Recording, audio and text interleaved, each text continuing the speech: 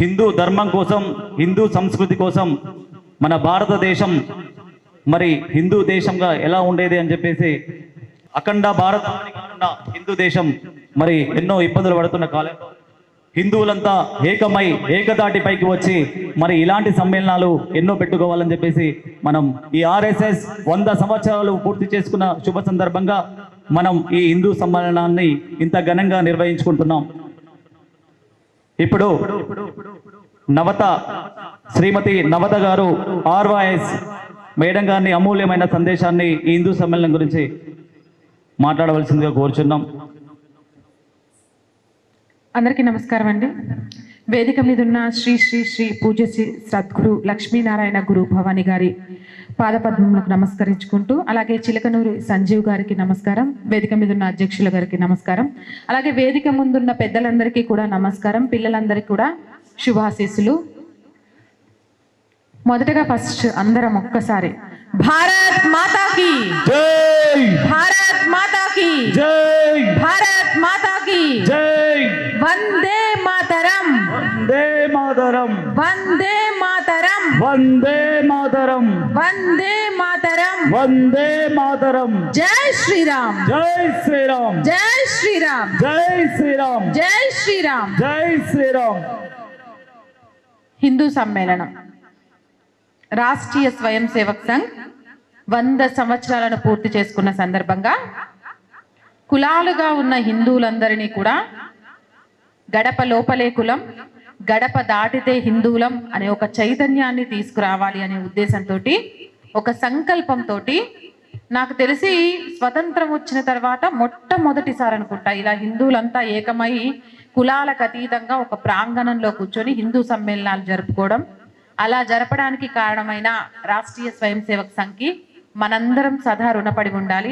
ఒక్కసారి గట్టిగా చప్పట్లతోటి మన యొక్క కృతజ్ఞతలను తెలియచేద్దాం. రాష్ట్రీయ స్వయం సేవక్ సంఘ్ ఈ నిర్ణయం తీసుకోవడం వెనుక చాలా పెద్ద కారణం ఉందండి. ఎందుకు అనంటే, ప్రపంచంలో ఎవ్వరు సుభిక్షంగా ఉండాలి అన్నా, అసలు ప్రపంచ విశ్వం అనేది ఉండాలి అంటే హిందువులు ఐక్యంగా ఉండాలి. హిందువులు ఐక్యంగా ఉన్న రోజు ఈ విశ్వానికి ఎలాంటి ప్రాబ్లం రాదు, ఎలాంటి క్లిష్ట పరిస్థితి రాదు. ఎప్పుడైతే హిందువులు విభజించబడతారో, ఎప్పుడైతే హిందువులు పడిపోతారో, ఎప్పుడైతే హిందుత్వం తగ్గిపోతుందో, ఎప్పుడైతే హిందువులు మత మార్పిడికి గురవుతారో అప్పుడు ఈ విశ్వ మనుగడే అసాధ్యంగా మారిపోతుంది. అందుకని హిందువులను ఐక్యం చేయాలి.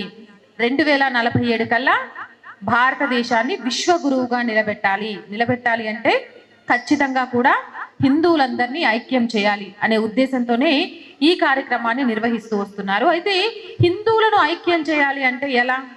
ఇలా తీసుకొచ్చి ఇక్కడ కూర్చోబెట్టేస్తే అయిపోతుందా? ఇక్కడ కూర్చున్నంతసేపు మనం మాట్లాడుకునే ప్రతి మాటని ఈ చెవి నుంచి ఈ చెవిలోకి కాకుండా ఈ చెవి నుంచి హృదయంలోకి పంపించి ఆచరణలోకి తీసుకొని రాగాలి. అలా తీసుకొచ్చిన రోజే ఇలాంటి మన సమావేశాలు నిర్వహించడం వెనుక ప్రతిఫలం అనేది లభిస్తుంది. ఇందులో పంచపరివర్తన గురించి నన్ను మాట్లాడమని చెప్పారు. ఈ పంచపరివర్తన ఏంటి అంటే, ఒక మనిషిని మహర్షిగా మార్చేది, ఒక మనిషి బ్రతకడం కాదు జీవించడం నేర్పించేది, ఒక మనిషి జీవితాన్ని సార్థకం చేసేదే ఈ పంచపరివర్తన. ఏ మనిషి అయితే ఈ పంచపరివర్తనను అవలంబిస్తారో, ఆచరిస్తారో ఆ మనిషి జన్మ సార్థకం అవుతుంది. అందులో మొదటిది పర్యావరణ పరిరక్షణ. పర్యావరణం అంటే మాకు తెలుసు అనేవాళ్ళు ఎంతమంది?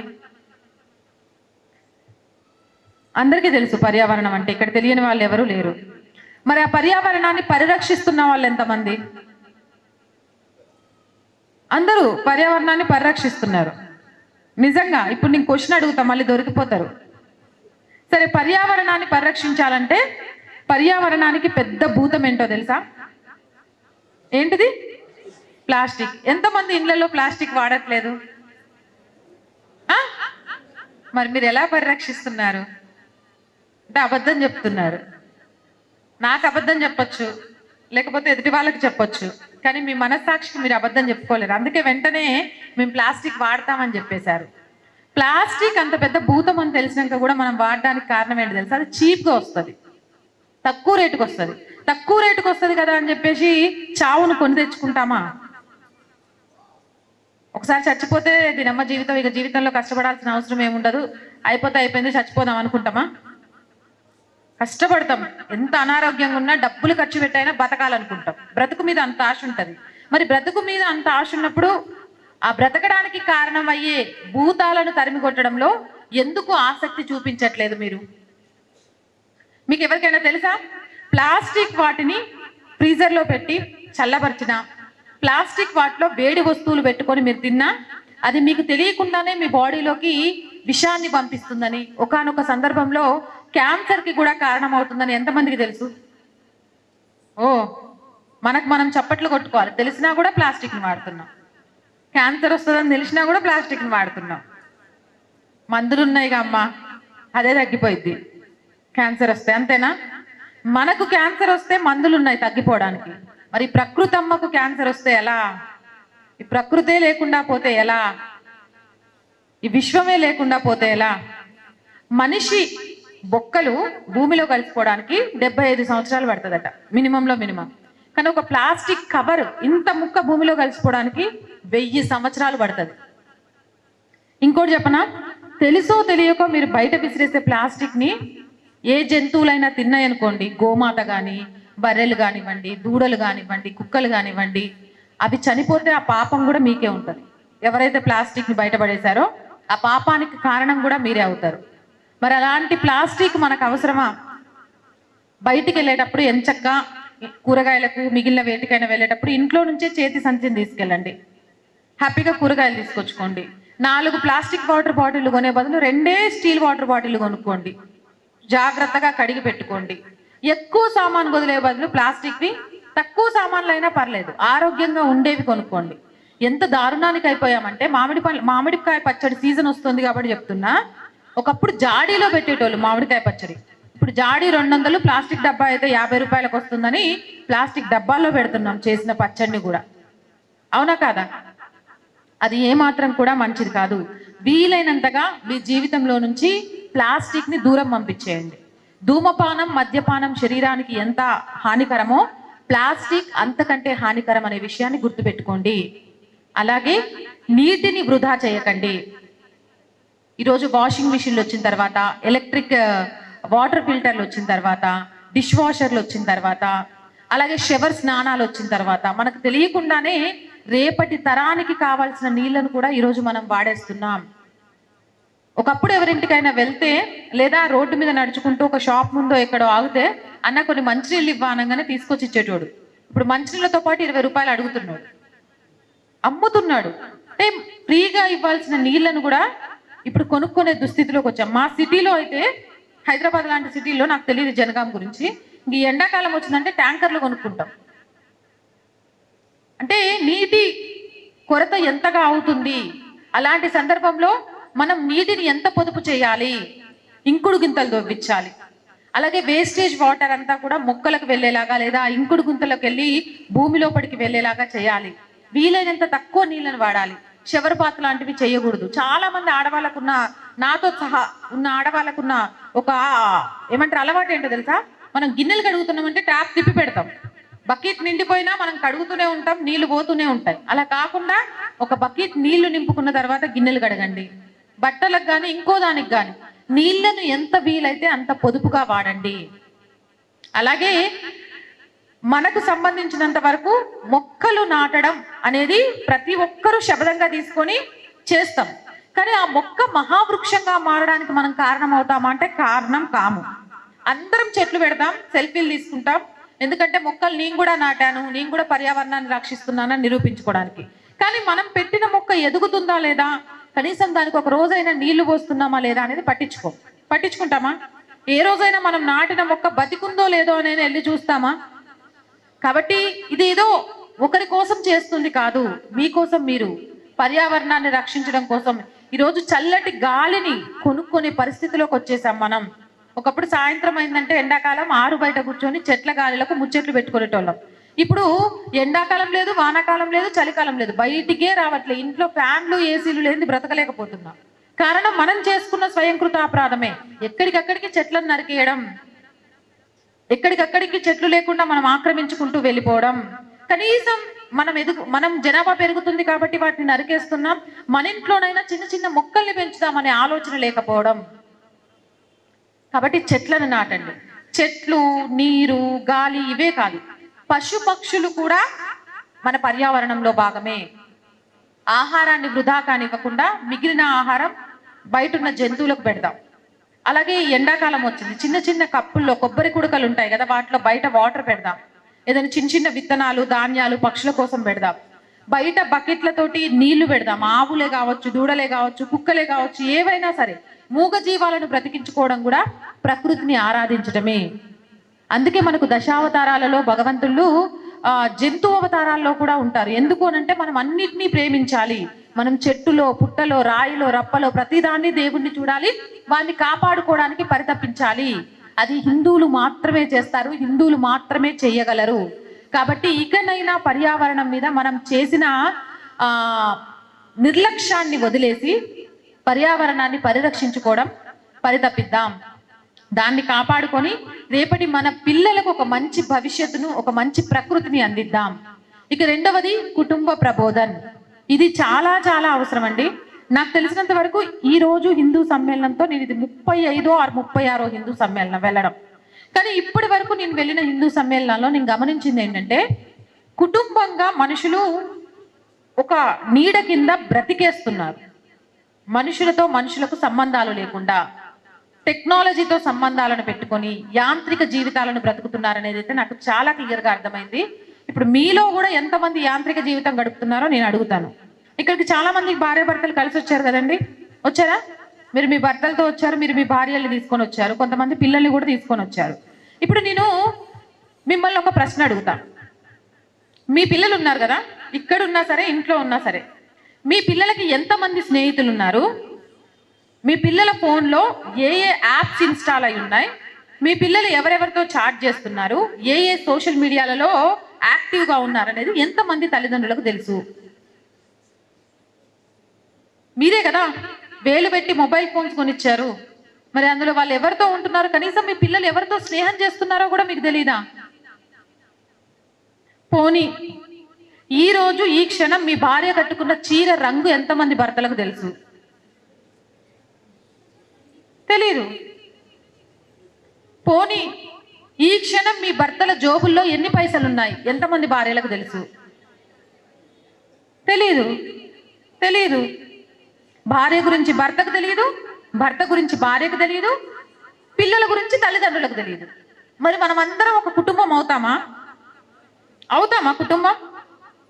ఒక కుటుంబం అంటే భార్య గురించి భర్తకు తెలిసి ఉండాలి, భర్త గురించి భార్యకు తెలిసి ఉండాలి, పిల్లల భవిష్యత్తు ఏంటనే ఆలోచన ఉండాలి. మరి ఇవేవీ లేకుండా 4 గోడలతో కట్టుకున్న ఇంట్లో కలిసి బ్రతుకుతున్నంత మాత్రాన ఒక కుటుంబం అయిపోతామా? అయిపోతామా? నిజంగా కామండి. ఒకప్పుడు అంటే మేబీ ఇక్కడున్న వాళ్ళలో కూడా కొంతమంది తాతయ్యల వరకు, నాన్నలు నేను చెప్పలేను, తాతయ్యల స్టేజ్ వరకు వాళ్ళ పెళ్లి చూపుల్లో భార్య కట్టుకొని వచ్చిన చీర మొదటి పెళ్లి చూపుల్లోది కూడా గుర్తుండేది. ఆ రోజుకి వాళ్ళ భార్య చేతికి ఎన్ని గాజులు ఉన్నాయంటే చెప్పేవాళ్ళు, ఎన్ని గంటలు పనిచేస్తుందంటే చెప్పేవాళ్ళు, భర్త తన కోసం ఎంత కష్టపడుతున్నాడు, ఎంత అప్పు చేస్తున్నాడంటే చెప్పేవాళ్ళు. వాళ్ళది నిజమైన అన్యోన్య దాంపత్యం అంటే. 6 పిల్లల్ని కన్నా కూడా వాళ్ళని పెంచడానికి ఏ రోజు మొహం మార్చేవాళ్ళు కాదు, ఏ రోజు బాధపడేవాళ్ళు కాదు, ఏ రోజు భారం అనుకునే వాళ్ళు కాదు, ఏ రోజు పిల్లలతో సమయం గడపకుండా ఉండేవాళ్ళు కాదు. కానీ ఈరోజు మనం సమయం దేంతో గడుపుతున్నాం తెలుసా? ఎలక్ట్రానిక్ వస్తువులతోటి. మగవాళ్ళైతే ఫోన్లతోటి, ఆడవాళ్ళైతే టీవీలతోటి. వీటితో జీవితాన్ని గడిపేస్తున్నాం. మన భాగస్వామిని పక్కకు పంపించేశాం, మన పిల్లల్ని పక్కకు పంపించేశాం, మన ఆనందాలని పక్కన పంపించేశాం. మనం చేస్తుంది ఒక యాంత్రిక జీవితం. రోబోలు ఎలా బ్రతుకుతున్నాయో ఈరోజు మనము అంతే బ్రతుకుతున్నాం. రోబోకు మనకు మధ్య తేడా ఏం లేదు. వాటికి ఛార్జింగ్ పెడుతున్నాం, మనం 3 పూట్లు తింటున్నాం. వాటికి ఒక కీ ఇచ్చి పని చేయమంటే చేస్తుంది, మనము అంతే పొద్దున్న నుంచి సాయంత్రం దాకా గొడ్డు కష్టపడి పైసలు సంపాదిస్తున్నాం. పిల్లల కోసం ఆస్తులు సంపాదిస్తున్నాం, ఐశ్వర్యాలు సంపాదిస్తున్నాం, బంగారం సంపాదిస్తున్నాం, ఇల్లు కడుతున్నాం, వాళ్ళు కష్టపడకుండా ఉండాలని చూస్తున్నాం. కానీ వాళ్ళకి ఇవ్వాల్సిన విలువైన సమయాన్ని ఇవ్వలేకపోతున్నాం, వాళ్ళ మనస్సుల్లో ఏముందో తెలుసుకోలేకపోతున్నాం, వాళ్ళ ఇష్టాలు ఏంటో తెలుసుకోలేకపోతున్నాం, వాళ్ళ కష్టాలు ఏంటో తెలుసుకోలేకపోతున్నాం, అసలు వాళ్ళకి చదువు అంటే ఇష్టం ఉందా లేదా తెలుసుకోలేకపోతున్నాం, అంతకంటే వాళ్ళు ఏం ప్రేమిస్తున్నారో తెలుసుకోలేకపోతున్నాం, నీ భార్య నీ కోసం ఏం ఆలోచిస్తుందో తెలుసుకోలేకపోతున్నాం, నీ భర్త నీ కోసం ఎంత కష్టపడుతున్నాడో తెలుసుకోలేకపోతున్నాం. సమయం తప్ప మిగిలిందంతా ఇచ్చిపుచ్చేసుకుంటున్నాం. కానీ ఈరోజు ఒకరి కోసం ఒకరు ఇచ్చిపుచ్చుకోవాల్సింది సమయం. అసలు కనీసం రోజులో ఒక్కసారైనా సరే మీరందరూ కలిసి కూర్చొని టీవీలు బంద్ చేసి ఒకరితో ఒకరు మాట్లాడుకుంటూ భోజనమైనా చేస్తున్నారా? టీవీలు మొబైల్ ఫోన్లు పక్కన పడేసి కలిసి కూర్చొని ఇంట్లో ఉన్న వాళ్ళంతా భోజనమైనా చేస్తున్నారా? ఏం లాభం? కుక్కలు, పందులు, పిల్లులు, ఏమంటారు, కోతులు అన్ని పిల్లల్ని కంటాయి. వాటి ఆహారాన్ని అవి తెచ్చుకునేదాకా అవి పెంచుతాయి. వాటికి మనకి తేడా ఏంటి? అసలు ఒక్కసారి కూడా మనుషులతో మనుషులం మాట్లాడుకోవట్లే, కనీసం కుటుంబం వాళ్ళతోనే మాట్లాడట్లేదంటే మనం సమాజంలో ఇంకెంత మింగిలై ఉన్నాం అనేది ఆలోచించండి, ఎంత కలిసిపోతున్నాం అనేది ఆలోచించండి. ఇది కాదండి జీవితం. ఇంకొక పెద్ద తప్పు, పల్లె నుంచి, పట్నం నుంచి పల్లెకు కూడా వ్యాపించింది పెళ్లి కాగానే వేరు కాపురాలు. పెళ్ళి అయిందంటే చాలు, ఇంక ఇప్పుడు కొత్త సంస్కృతి వచ్చింది, అత్త మామ ఉంటే పెళ్లిలే చేయడం మానేస్తున్నారు. ఒక్కడే కొడుకు కావాలి, ఆడబిడ్డలు ఉండకూడదు, అమ్మా నాన్న అసలే ఉండకూడదు. అమ్మ నాన్న ఏమన్నా చెప్పగానే మనకు కోపం వస్తుంది, చాదస్తాం, మాకు తెలియదా ఏంది, ఏమో చెప్తేనే నేను తెలుసుకోవాలా? ఇంట్లో పెద్దవాళ్ళు ఉండడం దేవుడు మనకిచ్చిన వరం. ఆ వరం అందరికీ దొరకదు. ఆ వరం, ఆ అదృష్టం దొరికిన వాళ్ళు దాన్ని ఆస్వాదించండి. ఏ ఇంట్లో అయితే పెద్దవాళ్ళు ఉంటారో ఆ ఇంట్లో గొడవలు ఉండవు, ఆ ఇంట్లో సమస్యలు ఉండవు, ఆ ఇల్లు ఎంత సంతోషంగా ఉంటుందో తెలుసా వాళ్ళ మాట విన్న రోజు. కానీ ఈరోజు వాళ్ళని భారం అనుకుంటున్నాం, పిల్లల్ని హాస్టల్లో వేస్తున్నాం, తల్లిదండ్రులనేమో ఓల్డేజ్ హోమ్లో వేస్తున్నాం, మనం పైసల కోసం పరిగెడుతున్నాం. ఇది కాదు. మీ పిల్లల్ని మీ తల్లిదండ్రుల దగ్గర పెంచండి. పెంచడం అంటే తీసుకెళ్ళి మీ తల్లిదండ్రుల్ని మీ పిల్లల్ని ఇంకో ఇంట్లో వదిలేయమని కాదు, వాళ్ళని కూడా తీసుకొచ్చి మీ దగ్గర పెట్టుకోమని. సాయంత్రం అవ్వగానే అందరితో కలిసి కాసేపు మాట్లాడండి. నాన్నమ్మ, తాతయ్య, అమ్మమ్మ, తాతయ్య ఉంటే మహాభారతం, భాగవతం, భగవద్గీత ఇలాంటి ఎన్ని విషయాల్ని పిల్లలకు తెలియజేస్తారు తెలుసా? ఒకవేళ పిల్లలు తప్పుదారిలో వెళ్తున్నా ఎవరితోనైనా మాట్లాడుతున్నారా, ఎవడ్రా వాడు, ఏం స్నేహితుడు రా, పొద్దున్న లేస్తే వాడు రోడ్లెంబడి తిరుగుతుంటాడు, అలాంటి వాడితో తిరుగుతున్నావేంద్రా అని వాడికి బుద్ధి చెప్తారు. అమ్మాయి పక్కకి వెళ్ళి ఎక్కడో ఫోన్ మాట్లాడుతుంటే ఏంది నీకు అంత పెత్తనాలు ఏంది, ఇక్కడ కూర్చొని మాట్లాడొచ్చుగా, ఆడేడో ఎందుకు పోయి మాట్లాడుతున్నావు, ఇట్రా నువ్వు అని అమ్మాయిని కనిపెట్టుకొని ఉంటారు. అలాంటి అదృష్టం అందరికీ ఉండదు. పిల్లలు పెరుగుతున్న కొద్దీ తాతయ్య, నానమ్మ, అమ్మమ్మ, తాతయ్య ఉండే అదృష్టం అందరికీ ఉండదు. ఉన్న వాళ్ళకు మాత్రం ఆ అదృష్టాన్ని దూరం చేయకండి, అస్సలు దూరం చేయకండి. వాళ్ళతో వీలైనంత సమయం గడపండి. చిన్నప్పుడు మనల్ని ఎంత కష్టపడి పెంచుంటారు, ఈరోజు వాళ్ళు చెప్తున్నారు అంటే మన మంచి కోసమని గ్రహించండి. ఆడవాళ్ళ భార్యల మాటలకు విలువివ్వండి, వాళ్ళకు సమయం ఇవ్వండి, భర్తల కష్టాన్ని తెలుసుకోండి. పొద్దున్న లేస్తే సంపాదన కోసమే కాదు ఆ మనిషి మీ సంతోషాలను పంచుకోవడానికి కూడా ఉన్నాడని గ్రహించండి. పిల్లల స్కూల్కి వెళ్ళండి, వాళ్ళ టీచర్లను అడిగి తెలుసుకోండి, మీ పిల్లల్ని అడిగి తెలుసుకోండి. మీ పిల్లలు మొబైల్ ఫోన్లలో ఎవరెవరితో చాట్ చేస్తున్నారు, ఎవరెవరితో మాట్లాడుతున్నారు, ఏ ఏ యాప్లు ఇన్స్టాల్ చేసుకున్నారు, ఆ యాప్ల ద్వారా మీ పిల్లల భవిష్యత్తుకి ఏమైనా నష్టం వాటిల్లుతుందా అనేది గ్రహించండి. అది గ్రహించని తల్లిదండ్రులు చాలా మంది అదే పిల్లల చేతుల్లో మరణాన్ని పొందారు. ఇది నేను చెప్తోంది కాదు, కావాలంటే మీరు సోషల్ మీడియాలో కానీ వార్తల్లో కానీ చూడొచ్చు. ఆన్లైన్ గేమ్లకు బానిస అయి డబ్బులు ఇవ్వలేదని నిండు తల్లిదండ్రుల ప్రాణాలు తీసిన కొడుకు, 12-13 సంవత్సరాలు కాగానే తండ్రులకు కుచ్చు టోపీ పెట్టి ప్రియుడితో వెళ్ళిపోయిన బాలిక, 3 సంవత్సరాల తర్వాత ఉగ్రవాద సంస్థతో ఆ అమ్మాయికి లింకులున్నాయని బయటపడింది. ఇలాంటి వార్తలు భవిష్యత్తులో మీ ఇంటి దాకా రాకుండా ఉండాలి అంటే మీ పిల్లల యోగక్షేమాలను మీరే తెలుసుకోవాలి, మీ పిల్లల మంచి చెడ్డల్ని మీరే కనిపెట్టుకొని ఉండాలి. ప్రతి పిల్లలకి కూడా అమ్మా నాన్నే మొదటి ప్రయారిటీ స్నేహితులై ఉండాలి. అమ్మా నాన్నకు మించి మరొక స్నేహితులు ఉండకూడదు. ఏ కష్టం వచ్చినా, ఏ బాధ వచ్చినా, ఎలాంటి విషయమైనా మనతో షేర్ చేసుకునే విధంగా పిల్లల్ని పెంచాలి. గుర్తుపెట్టుకోండి, మళ్ళీ మళ్ళీ మళ్ళీ చెప్తున్నా, మీరు ఇవ్వాల్సింది డబ్బు కాదు, సంస్కారం. మీరు ఇవ్వాల్సింది మేడలు మిద్దలు కాదు, సమయం. మీరు ఇవ్వాల్సింది ఇంకేదో కాదు, గుణం. ఇవి 3 గనక మీ పిల్లలకు మీరు ఇస్తే ఆ కుటుంబం చాలా చాలా గొప్పగా ఉంటుంది. అలాంటి కుటుంబాలు ఉన్న సమాజం ఇంకా గొప్పగా ఉంటుంది. ఇప్పుడు కుటుంబాన్ని మనం ఎలా సంస్కరించుకోవాలి, ఏం మార్పులు తెచ్చుకోవాలో తెలుసుకున్నాం. మరి కుటుంబం బాగున్నంత మాత్రాన దేశం బాగుంటుందా అంటే, కుటుంబంతో పాటు సమాజం బాగుండాలి, సమాజంలో కలిసిమెలిసి ఉండాలి.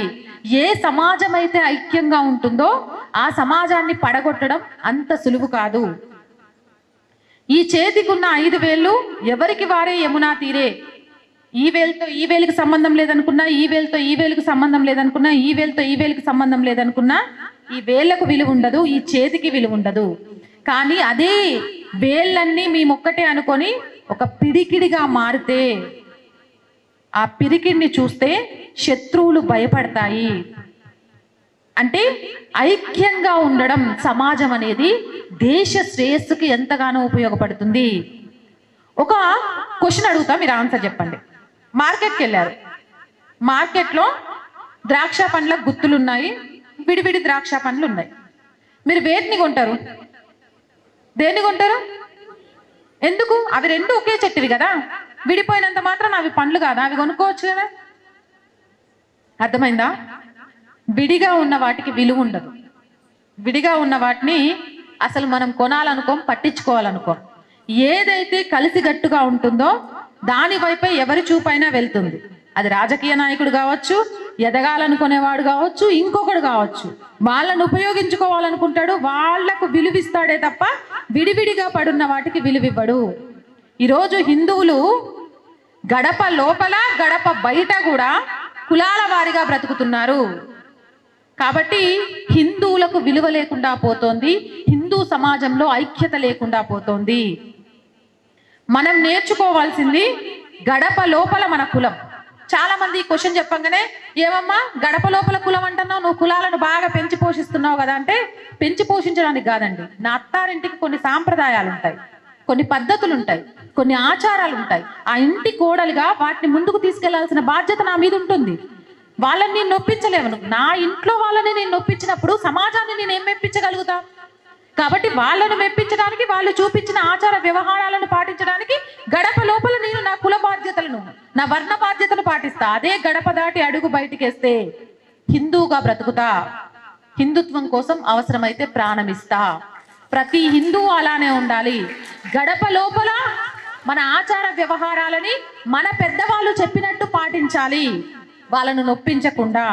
కానీ వన్స్ గడప దాటినము అంటే, నువ్వెవరు అంటే, నేను రెడ్డను, నేను కమ్మను, నేను మాదిగను, నేను మాలను, నేను బ్రాహ్మణను కాదు, నేనొక హిందువుని అని చెప్పుకోవాలి. అలానే బ్రతకాలి. దీంతో పాటు ఆర్థిక అసమానతలు లేని ఒక సమాజాన్ని నిర్మించాలి.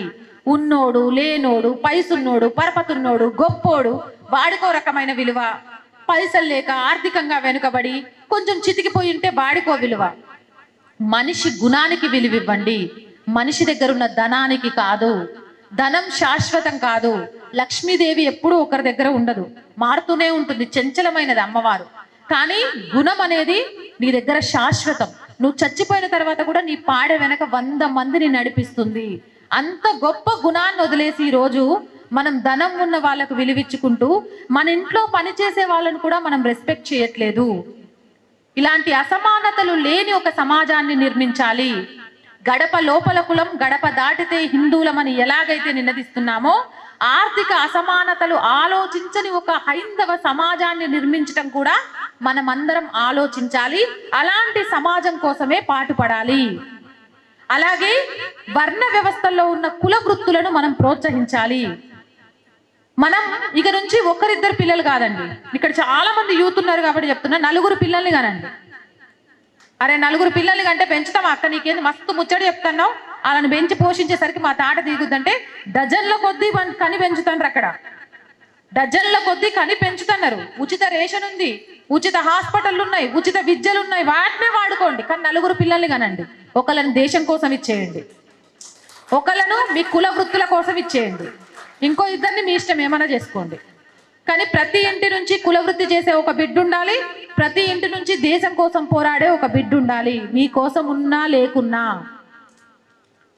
మీకోసం ఉంటారా లేరా అనవసరం, కానీ ఈ రెండిటి కోసం మాత్రం మీరు బిడ్డల్ని కనాలా, ఆ దిశగా పెంచాలా. సమాజంలో ఉన్న అసమానతలను నిర్మూలించాలి. హిందూ సోదరీమణులు అనే విషయాన్ని పిల్లలకు చెప్పి పెంచాలా. సుడో సెక్యులర్తో పెంచిన విధానం చాలు. సామాజిక అసమానతలు లేని సమాజం, హైందవ సమాజం నిలబడాలి అంటే ముందు హిందూ సోదరీమణులు అనే విషయాన్ని పిల్లలకు తూచా తప్పకుండా నేర్పించాలా. ఇక 4వది స్వధర్మం. మన సంస్కృతి, మన సాంప్రదాయం, మన ఆలయాలు మనం కాపాడుకోవాలి. ఇందాక అన్న చెప్తుంటే నాకు చాలా ఆనందంగా అనిపించింది. శనివారం మన దగ్గరలో ఉన్న గుడికి వెళ్ళి ఏదైనా భజన కార్యక్రమాన్ని చేయడం ద్వారా, చాలీసా పారాయణం చేయడం ద్వారా ఒక మంచి వాతావరణాన్ని తయారు చేయొచ్చని ఈ సిద్ధాంతం మా ఛానల్ ఆర్ వాయిస్ తీసుకుంది. మళ్ళీ ఇక్కడ వేదిక మీద విన్నా 40 సంవత్సరాల నుంచి ఆచరిస్తున్నారు అని చాలా ఆనందంగా ఉంది. మన పిల్లలకు నేర్పించండి. వీకెండ్ భజన క్లబ్స్ పెట్టండి. భజనలతోటి పిల్లలందరినీ హైందవ సమాజానికి దగ్గర చేయండి, ఆలయాలకు దగ్గర చేయండి. వారానికి ఒక్కసారైనా సరే, ఒక్క గంట మీ వీధిలో ఉన్న గుడికి మీ పిల్లల్ని తీసుకొని వెళ్ళండి. వెళ్ళడమే కాదు, మీ ఇంటి దేవుడు ఎవరు? వెంకటేశ్వర స్వామి అనుకోండి. ఆ వెంకటేశ్వర స్వామి మహత్యం ఏంటి? ఆయన మీ ఇంటి దేవుడు ఎందుకు అయ్యాడు? మీరు ఎందుకు ఆయన్ని ఆరాధిస్తున్నారు? ఎందుకు సంవత్సరానికి ఒకసారైనా ఆయన దర్శనం చేసుకోవాలి? ఎందుకు ఆయనకు తలనీలాలు ఇస్తాము? రామరాజ్యమే కావాలని ఎందుకు కోరుకుంటాము? కృష్ణతత్వాన్ని మనం ఎందుకు ఆరాధిస్తాం? మన పిల్లలకి మన భగవంతులకు సంబంధించిన అనేక విషయాల్ని బోధించండి. ఎవరైనా క్వశ్చన్ వేస్తే సమాధానం చెప్తూ బ్రతకడం కాదు బిడ్డ, క్వశ్చన్ కి మళ్ళీ క్వశ్చన్ వేయడం నీకు వచ్చుండాలి అంటే మన ధర్మంలోని దేవీ దేవతల గురించి తెలిసి ఉండాలి అని చెప్పండి. అలాగే మన కట్టు బొట్టు సాంప్రదాయం. ఆడవాళ్ళైతే ఈ మధ్య కాలంలో నేను చాలా మంది మగవాళ్ళ దగ్గర మాట్లాడినప్పుడు చెప్పేది ఏంటంటే, ఏముందమ్మా బయటికి వస్తే తప్ప, ఇంట్లో ఉంటే నైటీలు వేసుకొని తప్ప వాళ్ళు కనబడేది లేదు అని. మన కట్టు బొట్టు చీర, ఒకప్పుడు ఇదే చీర కట్టుకొని అన్ని పనులు చేసిండ్రు మన పెద్దోళ్ళు. ఈరోజు మనం ఎందుకు చేయలేం? చాలా మంది పిల్లల్ని వింట కుంకుమ పెట్టుకొని స్కూల్కి వెళ్తే ఒప్పుకోరక్క అని. అరే, పైనుంచి కింది వరకు కప్పేసుకొని స్కూల్కి వస్తే ఒప్పుకున్నప్పుడు నువ్వు కుంకుమ పెట్టుకొని వెళ్తే ఎందుకు ఒప్పుకోరు? ఫస్ట్ ఆ భావన పిల్లల్లో నుంచి తీసేయండి. చేతికి కనీసం ఒక మట్టి గాజులు వేసుకోవడం కుదరదు అంటే గోటైనా సరే రోజు కుంకుమ పెట్టుకొని వెళ్ళడం. బయటికి వెళ్ళేటప్పుడు ఇంట్లో ఉన్న దేవీ దేవతల మూర్తులకు దండం పెట్టుకొని వెళ్ళడం. అలాగే పెద్దలకు నమస్కారం చేయడం. మన సంస్కృతిని పిల్లలకు నేర్పించండి. మన ఆహారాన్ని పిల్లలకు అలవాటు చేయండి. ఈ మధ్య కాలంలో పల్లెటూర్లలో కూడా వచ్చేసాయి పిజ్జా బర్గర్లు. అది మన ఆహారం కాదండి. దానివల్లే ఈ రోజుల్లో మనుషుల్లో లేనిపోని రోగాలకు, లేనిపోని కోరికలకు కారణమవుతుంది. అలాంటి ఆహారాన్ని పక్కన పడేసేయండి. మంచిగా ఇడ్లీ, వడ, మన అన్నం, మన పప్పు, మన ఆవకాయ, మన ఆహారపు అలవాట్లను, కాలానుగుణంగా కాచే పండ్లను పిల్లలకు అలవాటు చేయండి. అలాగే ఈ దేశానికి సంబంధించిన వస్తువులనే కొనండి. విదేశీ వస్తువులను బహిష్కరించండి. స్వదేశీ వస్తువులను వ్యాపారం చేయండి. మన వీధిలో ఉన్న వాళ్ళతో వ్యాపారం చేయండి. ఆన్లైన్ వ్యాపారానికి చెక్ పెట్టండి. ఆన్లైన్లో కొనడం మానేయండి. మన వీధి చివర ఉన్న వ్యాపారస్తులతో వ్యాపారం చేయండి. స్వదేశీ వస్తువులను కొనడం, స్వదేశీ సంస్కృతిని పాటించడం, స్వదేశీ ఆహారాన్ని స్వీకరించడం, అలాగే స్వభాషను మాట్లాడడం. మమ్మీ, డాడీ, ఆంటీ, అంకుల్ ఈ పదాలన్నిటికీ చెక్ పెట్టండి. అమ్మ, నాన్న, అత్తమ్మ, మామయ్య, పిన్ని, బాబాయ్, అన్నయ్య. ఈ మధ్యకాలంలో జరిగిన ఒక అధ్యయనంలో తెలిసింది ఏంటంటే, ఏ ఆడపిల్లలైతే అంకుల్ అని పిలుస్తారో, ఏ ఆడపిల్లలైతే కజిన్ అని పిలుస్తారో, ఆడపిల్లల మీదే ఎక్కువగా అత్యాచారాలు జరిగాయి. దానికి కారణం చెప్పనా? మనం కజిన్ అంటే అన్నయ్య అనుకుంటాం, కానీ ఎదుటోడు బావా అనుకుంటాడు. మనం అంకుల్ అంటే బాబాయ్ అనుకుంటాం, కానీ ఎదుటోడు మామ అనుకుంటాడు. మామకి బాబాయికి ఎంత తేడా ఉంది, అన్నకి బావకి ఎంత తేడా ఉంది. ఆ పనికి మాలిన భాష మనకు అవసరమా? ప్రపంచ దేశాలతో మనం ముందుకు వెళ్ళాలి కాబట్టి ఇంగ్లీష్ నేర్చుకుందాం, వద్దు అని చెప్పను. కానీ అంతకంటే ముద్దు మన స్వభాష, మన తెలుగు. దేశ భాషలందు తెలుగు లెస్స. ఎంత కమ్మగా ఉంటుంది అమ్మ అని పిలిస్తే, ఎంత గొప్పగా ఉంటుంది అమ్మమ్మ అని పిలిస్తే, అత్తమ్మ అని పిలిస్తే. మన భాషను నేర్పించండి, మన పద్ధతులను నేర్పించండి. పెద్దలు కనబడగానే నమస్కారం చేయడం నేర్పించండి. Hi, good afternoon, good morning కాదు. నమస్కారం చెప్పే సంస్కారాన్ని పిల్లలకు నేర్పించండి. ఇక ఫైనల్ గా మన బాధ్యతలు రాజ్యాంగం మనకిచ్చిన బాధ్యతలను మనం విస్మరిస్తున్నాం. ఇందాక నేను చూశాను, చెప్తున్నందుకు అన్యదా తప్పుగా భావించొద్దు. ఇక్కడ వందే మాతర గీతం ప్లే అవుతుంది, మెడలో కండువాలు కప్పుతున్నారు, కప్పించుకొని నడిచేస్తున్నారు. మనం జాతీయ గీతానికే రెస్పెక్ట్ ఇవ్వడం మనకు తెలియట్లేదు. ఎంత పనిలో ఉన్నా, నువ్వు తింటున్నా సరే జాతీయ గీతం వినబడిందంటే లేచి నిలబడితే నీ పక్కన పిడుగుపడ్డా కదలొద్దు. అది నువ్వు జాతీయ గీతానికి ఇవ్వాల్సిన గౌరవం. కానీ ఆ గౌరవం ఇస్తున్నామా లేదా, అది కూడా మనల్ని ఎవరైనా గుబ మీద నుంచి కొట్టి నేర్పించాలా? అది మనం స్వతహాగా నేర్చుకోవాల్సింది. ట్రాఫిక్ సిగ్నల్స్ ని పాటించడం, రెడ్ పడగానే ఆగిపోవడం, గ్రీన్ పడగానే వెళ్ళడం, హెల్మెట్ పెట్టుకోవడం, సీట్ బెల్ట్ ధరించడం, పెద్దలు రాగానే లేచి మనం కూర్చున్న చైర్ని వాళ్ళకి ఇవ్వడం, గర్భవతులు కానీ వృద్ధులు కానీ కనబడితే రోడ్డు దాటించడం, వాళ్ళకు సహాయం చేయడం, అన్నిటికంటే ముఖ్యంగా ఓటేయడం, తాగకుండా ఓటేయడం, ఓటును అమ్ముకోకుండా ఓటేయడం, పైసా తీసుకోకుండా ఓటేయడం, ఇలాంటి బాధ్యతలన్నీ కూడా మనం నెరవేర్చాలి. ఎప్పుడైతే పర్యావరణాన్ని రక్షిస్తూ, కుటుంబ వ్యవస్థను పటిష్టం చేస్తూ, సమాజంలో కలిసిపోతూ, స్వదేశాన్ని గౌరవిస్తూ మన బాధ్యతలు నిర్వర్తిస్తామో ఆ దేశం ప్రపంచంలో అగ్రగామిగా నిలుస్తుంది. అలా నిలవబోయే దేశం నా దేశం, భారతదేశం. అలా నిలపడం కోసమే ఈరోజు రాష్ట్రీయ స్వయం సేవక్ సంఘ్ ఈ పంచ పరివర్తనను తీసుకొని వచ్చింది. దాన్ని అందరం పాటించడానికి సిద్ధంగా ఉండాలి. నేను సిద్ధంగా ఉన్నా, మీరు సిద్ధమా? అయితే ఈ 5 ప్రమాణాలు చేసేయండి. పర్యావరణాన్ని పరిరక్షిస్తాం, కుటుంబ బాధ్యతలతో మెలుగుతాం, అసమానతలు లేని సమాజాన్ని నిర్మిస్తాం, అనే స్వార్థంతో దేశ వస్తువులనే కొంటాం, మన సంస్కృతిని కాపాడతాం, మన రైతన్నలకు అండగా నిలబడతాం, రాజ్యాంగం మనకిచ్చిన బాధ్యతలను నిర్వర్తిస్తాం, తాగకుండా ఓటేస్తాం, ఓటును అమ్ముకోము, ఓటును నమ్ముకుంటాం. భారత్ మాతాకి, భారత్ మాతాకి, భారత్ మాతాకి. వందే మాతరం, మాతరం, వందే మాతరం, వందే మాతరం, వందే మాతరం, వందే మాతరం. జై శ్రీరామ్, జై శ్రీరామ్, జై శ్రీరామ్, జై శ్రీరామ్. ఈ అవకాశం ఇచ్చిన పెద్దలందరికీ మనస్ఫూర్తిగా ధన్యవాదాలండి.